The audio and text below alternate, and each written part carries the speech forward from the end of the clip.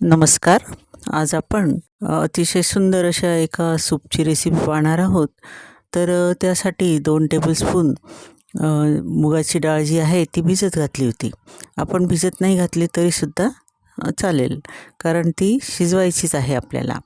त्यानंतर आपण ज्या वेगवेगळ्या भाज्या कापून घेतलेल्या आहेत, तर त्यासुद्धा आपण त्या पॉटमध्ये टाकून घ्यायच्या आहे.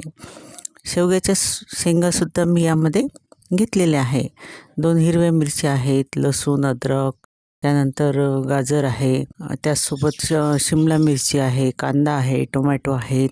हे सगळं आपल्याला एकत्र करून घ्यायचं आहे आणि आवश्यक तेवढं शिजवण्यासाठी पाणी घालून घ्यायचं आहे. आणि त्याचसोबत मी या ठिकाणी जिरेसुद्धा घालून घेतलेले आहे. जिरे आपण फोडणीत घातलं तरीसुद्धा चालेल. या ठिकाणी मी धनेपूड घातलेली आहे आणि अगदी थोडीशी हळद रंग येण्यासाठी म्हणून वापरलेली आहे.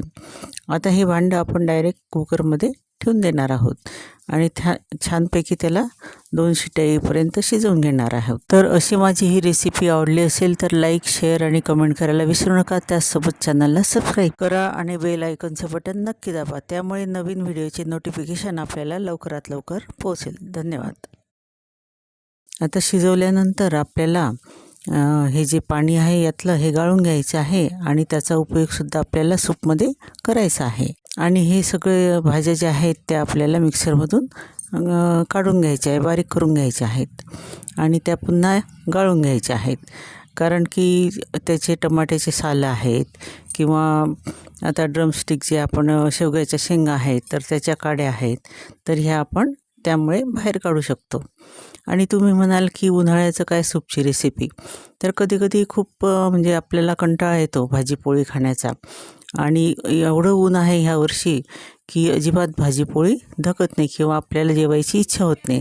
तर अशा वेळेला छान झटपट बनणारं हे व्हेज सूप करा आणि प्या. बघा, तुम्हाला अगदी छान वाटेल, अगदी तरतरी आल्यासारखं वाटेल.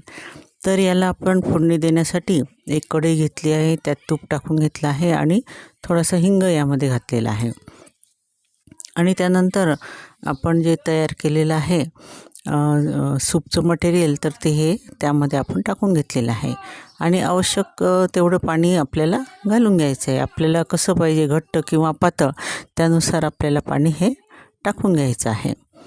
आणि त्याच्यानंतर या ठिकाणी मी अगदी कमी असा गरम मसाला या ठिकाणी वापरलेला आहे आणि मिरेपूडसुद्धा वापरलेली आहे.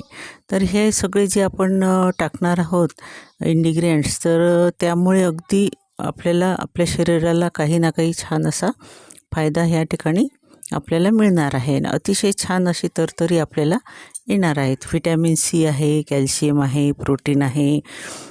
त्यामुळे अगदी असं जिभेला छान चव येणार आहे. तर हे उकळून घ्यायचं मीठ टाकून आणि बघा, आपलं गरमागरम व्हेज सूप तयार आहे.